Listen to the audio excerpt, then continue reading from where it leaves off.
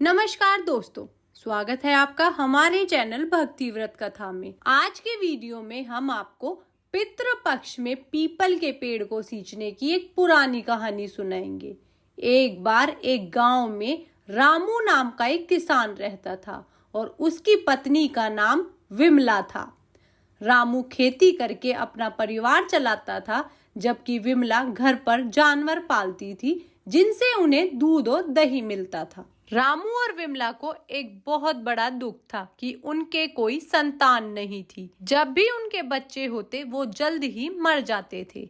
इस तरह रामू के 6 बेटे हुए, लेकिन सभी की मृत्यु हो गई। इस कारण रामू और विमला बहुत दुखी रहते थे। धीरे धीरे समय बीतने लगा और रामू और विमला के लिए मुश्किल समय आया। उनकी फसलें कम होने लगी और उनके जानवरों ने दूध देना भी बंद कर दिया। इस वजह से वे बेहद दुखी रहने लगे।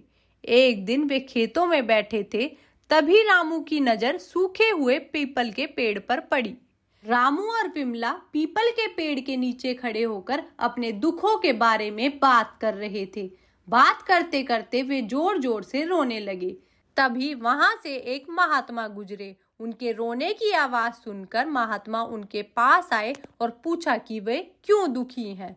महात्मा को देखकर रामू और विमला ने हाथ जोड़कर प्रणाम किया। महात्मा ने पूछा, तुम दोनों क्यों रो रहे हो? रामू ने कहा, प्रभु, हम संतान के दुख से परेशान हैं। जानवर दूध नहीं दे रहे और फसल भी नहीं हो रही। यह सुनकर महात्मा बोले, चिंता मत करो, सब ठीक हो जाएगा। महात्मा ने कहा, यह पीपल का पेड़ तुम्हारे सभी दुखों को दूर करेगा। अब से रविवार को छोड़कर तुम इसे 6 दिन तक दूध और जल से सींचो। शाम को पेड़ के नीचे तेल का दीपक जलाओ और रविवार को दूध मिला जल सूर्य देव को अर्पित करो। ऐसा करने से तुम्हारा संकट खत्म हो जाएगा। महात्मा ऐसा कहकर वहां से चले गए। रामू और विमला ने महात्मा के कहे अनुसार पीपल के पेड़ को सींचना शुरू किया और शाम को उसके नीचे तेल का दीपक जलाने लगे। धीरे धीरे वह पीपल का पेड़ फिर से हरा भरा हो गया। खेतों में फसल लहराने लगी और रामू के जानवरों ने भी दूध देना शुरू कर दिया। 1 साल के अंदर रामू के घर में फिर से एक बेटा हुआ।